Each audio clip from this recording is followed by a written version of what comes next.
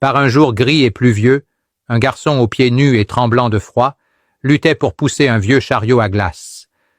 La pluie implacable avait chassé tous les clients, et il n'avait vendu aucun cône. Désespéré et trempé, il frappa à la porte d'une humble maison en bois.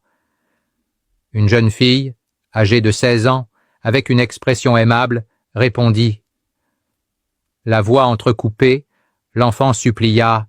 « S'il vous plaît, achetez-moi au moins une glace pour pouvoir boire un café chaud et me réchauffer. » La fille se tourna vers son père, qui se tenait juste derrière elle, et demanda avec compassion.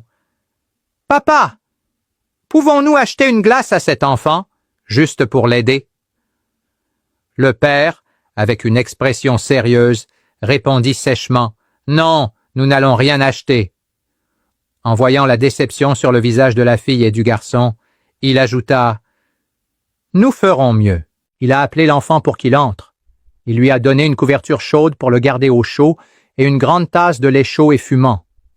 L'enfant, les yeux embués de larmes, a bu avec avidité le lait, ressentant la chaleur se répandre dans son corps. En disant au revoir, déjà réchauffé et le cœur rempli de gratitude, il a regardé la jeune fille et a dit « Les larmes maintenant de gratitude, Dieu me donnera encore la force pour pouvoir te rendre ce que tu as fait pour moi. » Et il est parti. 15 ans ont passé. La famille n'a jamais revu cet enfant. La jeune fille, maintenant une femme de 31 ans, a vu son père tomber gravement malade. Elle l'a emmené rapidement à l'hôpital. La nouvelle a été dévastatrice. Il avait besoin d'une chirurgie urgente, très coûteuse. Anxieux, le père a dit à sa fille, « Ma fille, la seule chose que nous avons, c'est notre maison. Si je dois vendre la maison pour payer l'opération, je préfère mourir.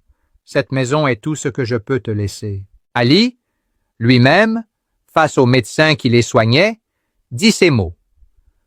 Le médecin, un jeune homme noir et calme, regarda les deux et parla sereinement. « Faisons ce qui est juste.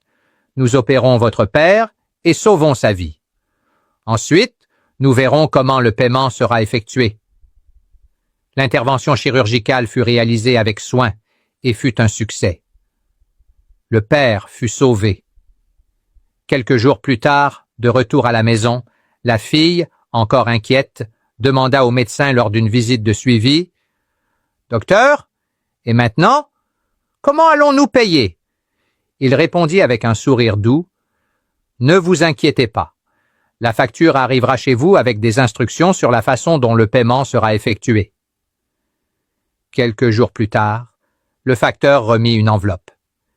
La petite l'ouvrit et, en lisant ce qui était écrit, se mit à pleurer convulsivement. « Que se passe-t-il, ma fille? Pourquoi pleures-tu » demanda le père, effrayé.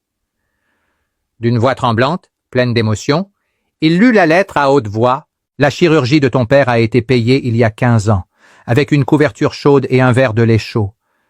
Dieu m'a donné le pouvoir de rendre cette faveur qui te semblait petite, mais qui a fait toute la différence pour moi. Que Dieu continue de bénir ta famille. Le médecin était le même garçon d'il y a 15 ans. Ne doute jamais.